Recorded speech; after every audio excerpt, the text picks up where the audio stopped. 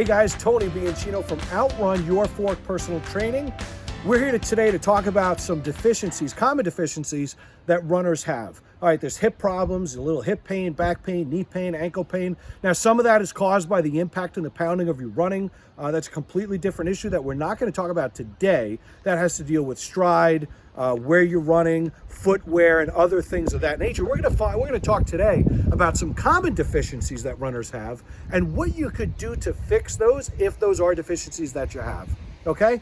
So a common area that runners have deficiencies, and most people have deficiencies, are right here on this, they call it often a side glute, okay? The side glute is really the gluteus medius.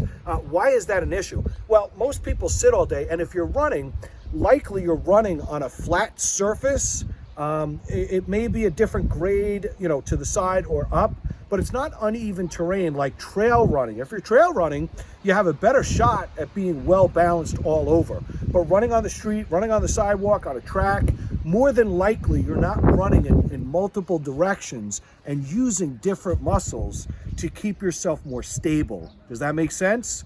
Okay, there's deficiencies most often in the gluteus medius, the glutes themselves, the hamstrings, and a few other common areas. We tend to have deficiencies when we run a lot. So we'll address a few of them today to give you an idea that if you have one of these deficiencies, how you could fix it. One that's very common is a hamstring injury where there's not enough strength or rotation in the internal rotators and also the lower back. So you have to be able to stabilize it. We're going to show you right now how you could do that. Some common things you're going to need for this one exercise are bands. This is one of the best things you could do. You could get 3 to 6 of these bands for only $10.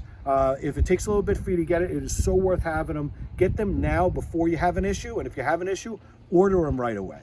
So there's the simple way that you could do this one exercise. So all I'm going to do is I'm going to tie this band around my foot, okay?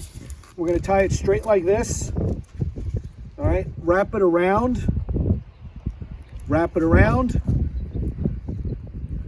loop it through. That alone should be fine to stay in. And then you loop the other end around something. If you need it longer, just do it right at the end. All right, that knot is similar to a box knot. I'm not a real expert on knots, but I can tell you that that will stay. So you just cross it again, loop it and tie it. Okay? That will allow you to bring it closer. Okay? You want to be able to keep your knee at a 90-degree angle, and you also don't want to lift your hip. So we're going to show what that looks like. You don't want to rotate your hip while you do it. You want your camera woman to really hold that band. So you don't want to lift your hips while you're doing it. You don't want to allow your foot to move back and forth. So all you really want, you want to lay flat. You just want to have a 90-degree bend, okay, in line with your other foot, and you want to rotate in and then down, and rotate in and down. And you want to do this exercise and make it difficult to do anywhere from 20 to 30 repetitions, and be very careful, very deliberate, and very slow with it. If you need more resistance, get a thicker band. You could put the bands together to get more resistance, but again, a common thing is to roll the hip. You need to make sure that your hip, the top of your thigh bone in your hip only pivots like this, that it doesn't also bend in there. It's just spinning, okay? That's one of the best exercises I find for hamstring issues. So now I will untie this with that knot that really comes out simply. You ever tie a knot and then you can't get it out because you double knot it? Well, that's a really nice way to keep it secure and also make sure that it comes off easy. Now, maybe you have a broomstick that you could tie an ankle weight to, or you could put an ankle weight on your ankles. Here's another one that's going to work your glute medius, right? That side glute, okay? You can take the bar or a band, you lay it right across.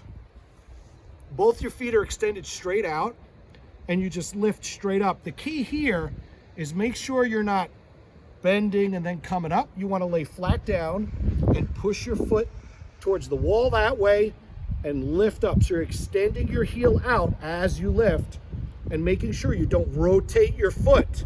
So keep your toe pointed straight or down and you will feel it where you're most deficient. It could be in your hip, it could be in your glute medius. This is a really fabulous exercise to strengthen that up. Okay, if it's too easy, you can go down and put more weight on it, which is a really great way to do it, but just make sure that you're not pulling it over. You're only moving your leg in the hip joint. You could also do it with wrapping a band around your legs. Very simple to do an exercise like this. There's many exercises that you can do with this band. Can you get that box? I like to do it with putting the band right above my knees.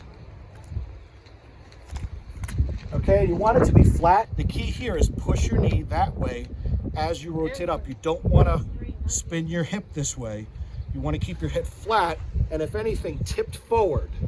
So you're going to keep your feet together. Don't let them come apart. And you're just going to open up like a clamshell. That's why these are called clamshells. And you'll do this anywhere from 10 to 30 reps. You can do 3 sets of 10, and these will burn. I love this exercise. Okay, another common exercise for the glute medius is you have your hips open, okay? Lean back a little bit so you have a little hinge in your hip. Keep yourself upright. Key is also to keep your toes pointed straight. I will show you from the side. Keep your feet a certain distance apart. I like to do about 12 inches, and then you step, but you don't step out. Move your foot out, open the knee, open the knee, open the knee, and that'll work here too. Again, if it's too easy, you're either not hinging enough, you're not staying up enough, you want all the weight on your heels, and you want to step. You could also use a heavier band if it's too easy. Final one I'll show you today is the monster walk. Keep your hips apart, keep your toes facing front, and I'm gonna walk that way. So camera woman's gonna follow. Right here again, on your butt, on your heels, and just walk. Don't step up and down or it will not work. It's not a step, it's a strafe forward.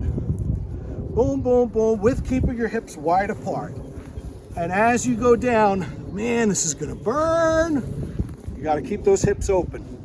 These few exercises will do wonders for your glute medius, your internal rotators, and next time what we'll do is we'll show you some for your hamstrings and some other common areas that will hurt your back.